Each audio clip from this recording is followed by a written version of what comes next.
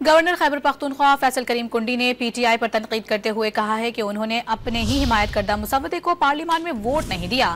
صوبائی آئینی عدالتوں کے لیے قرارداد شاید خیبر پختونخوا میں منظور نہ ہو، لیکن ایسا ہونا چاہیے۔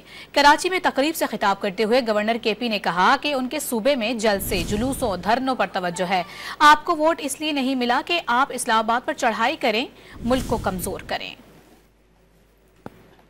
ڈرافٹ کو انہوں نے جو ووٹ نہیں کیا، صوبائی اسمبلیوں میں بھی اور قومی اسمبلی میں بھی جو یہ چیزیں پاس ہو رہی ہیں صوبائی اس کے لیے، تو ڈیفینیٹلی میرے خیال میں شاید خیبر پختونخوا کی اسمبلی میں نہ ہو لیکن باقی 3 اسمبلیوں میں ہوگا، لیکن بڑا انفارچونیٹ ہوگا۔